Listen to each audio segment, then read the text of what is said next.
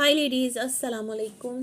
कैसे हैं आप सब। स्टार्ट करते हैं अपना रिव्यू रिएक्शन वीडियो। अच्छा जी, इस वीडियो के अंदर कुछ चीज़ें आपको क्लियर करूंगी रिलेटेड टू, जैसे कि अम्मी हैं और उनके मरहूम शौहर, साबका शौहर, क्योंकि अब तो वो उनकी ज़ौजियत में नहीं हैं, अब वो चाचा गुलाम की वाइफ हैं। तो जिस तरह सितारा ने लाहौर ट्रिप पर जाकर शायद कि लाहौर इतना एक्सप्लोर नहीं किया, उस पर बात करेंगे नेक्स्ट वीडियो में। जितना सितारा ने यहाँ पर एक कंट्रोवर्सी का आगाज़ कर दिया है। कंट्रोवर्सी क्या है कि अब लोग इस बहस में पड़ गए हैं कि जो अम्मी हैं उनको पूरा हक हासिल है, सितारा जो हैं उनको पूरा हक हासिल है जो सेलिब्रेशन है वो करने का, और मरहूम वालिद के साथ अम्मी का नाम लिखने का बतौर बीवी के। इस पर थोड़ी सी बात करूंगी। कुछ पॉइंट्स हैं जो मैंने सर्च किए हैं ताकि जो सुनने देखने वाले हैं उनको तमाम तर चीज़ें क्लियर हो सकें। हमारा मकसद सिर्फ रायता फैलाना नहीं होता, बल्कि चीज़ों को क्लियर करना भी फिर हमारी रिस्पॉन्सिबिलिटी बनती है। और मैं समझती हूँ अगर सितारा ने एक वीडियो बना दी है तो फिर सितारा को थोड़ा रिसर्च करके चीज़ों को क्लियर करना बहुत ज़रूरी है, क्योंकि सितारा को देखने वाली मिक्सड ऑडियंस है और डिफरेंट स्कूल ऑफ थॉट से तमाम तर लोग आते हैं।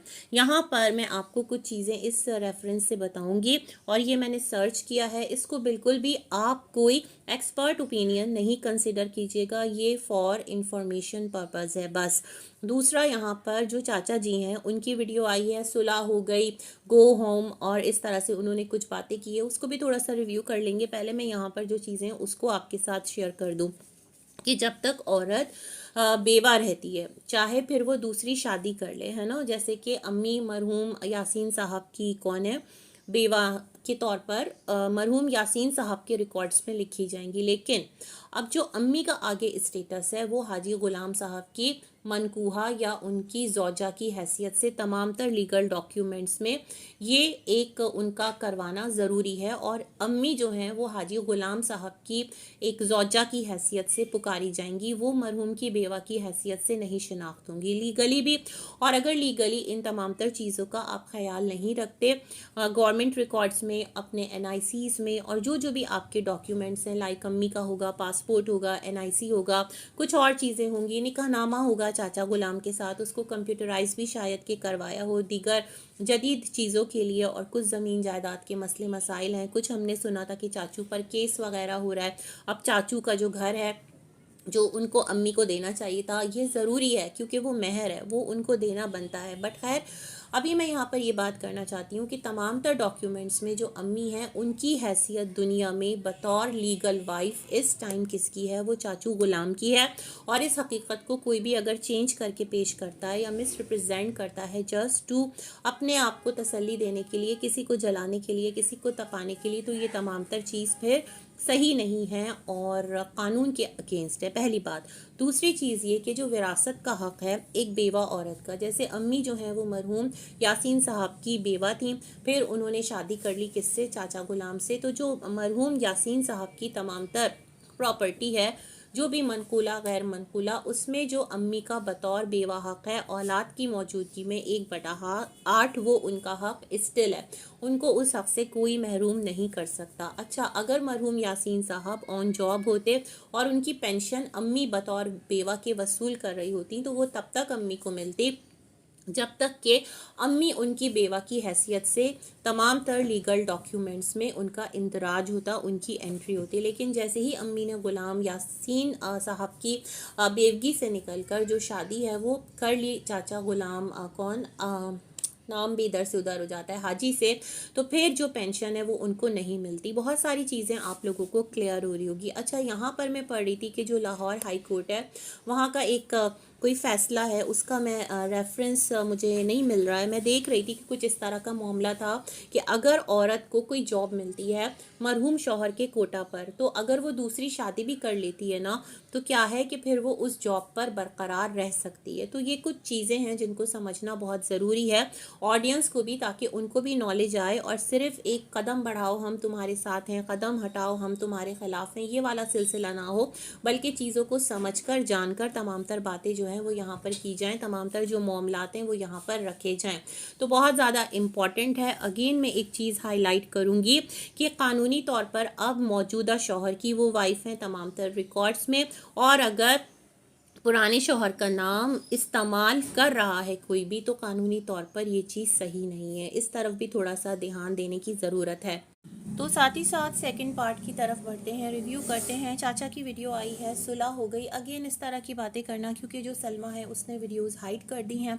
चाचा ने अपनी वीडियो के अंदर क्लियरली कहा है कि सितारा उनकी बेटी थी हैं और रहेंगी, वो उनके ख़िलाफ़ एक लफ्ज़ भी नहीं बोलेंगे, ना ही वो सलमा के ख़िलाफ़ कोई बात सुनेंगे। तो जो लोग सलमा को बुरा भला कह रहे हैं, इन तमाम तर चीज़ों से सलमा का कोई लेना देना नहीं है। मतलब चाचा ने अपना दामन दोनों तरफ से बचा लिया है। तो फिर कौन है चाचा जो ये तमाम तर चीज़ें करवा रहा है और आपकी जो हंसती बसती लाइफ है वो इस तरह डोल रही है? खुद आप हैं क्या इसका रीज़न?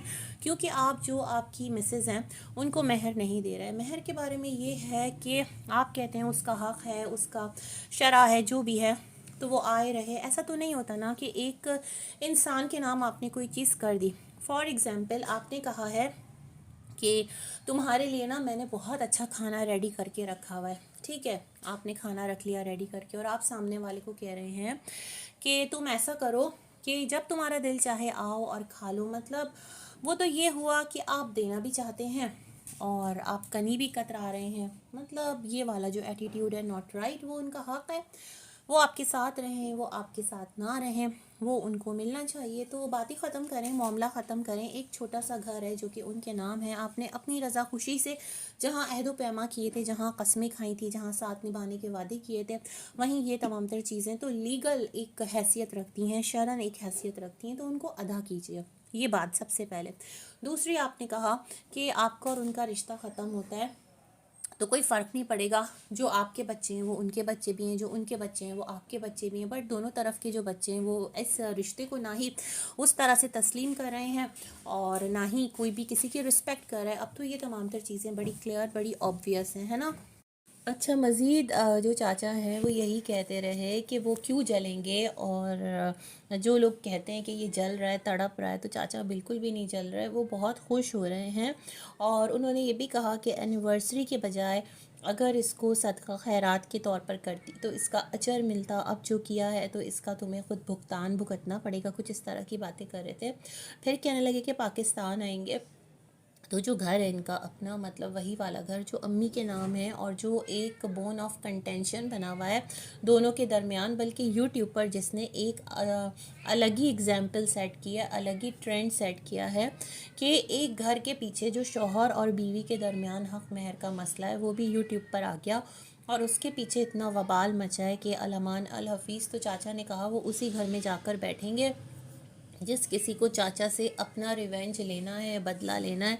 तो ओपन इनविटेशन है चाचा का, रमज़ान के बाद जो हैं वो आ रहे हैं, तो सारे लोग पहुंच जाएं जिन जिनको चाचा से गिला है, जो जो लोग चाचा को बुरा भला कहते हैं, बुरे अल्फाज से पुकारते हैं, उनके बुरे बुरे नाम लेते हैं। तो ये सारी बातें इन्होंने कही हैं।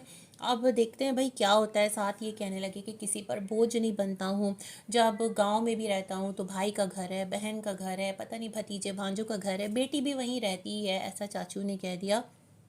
बट मैं होटल से लाकर खाना जो है वो खाना पसंद करता हूँ क्योंकि मुझे किसी पर बोझ बनना पसंद नहीं है। और ये सारी बातें जो चाचा हैं वो कर गए हैं। तो देखते हैं भाई क्या होता है क्या नहीं होता। और ज़िंदगी मौत का मालिक अल्लाह है, अगले पल का नहीं। वो कहते हैं ना, सामान 100 बरस का, पल की ख़बर नहीं। तो बस अल्लाह ताला रहम फरमाए, हिदायत दे सबको कि कुछ अच्छा ट्रेंड, कुछ अच्छी एग्जाम्पल जो है वो सेट की जाए। इसी के साथ मैं भी करती हूँ अपना रिव्यू एंड। मिलेंगे एक और वीडियो में, तब तक के लिए अल्लाह हाफ़िज़।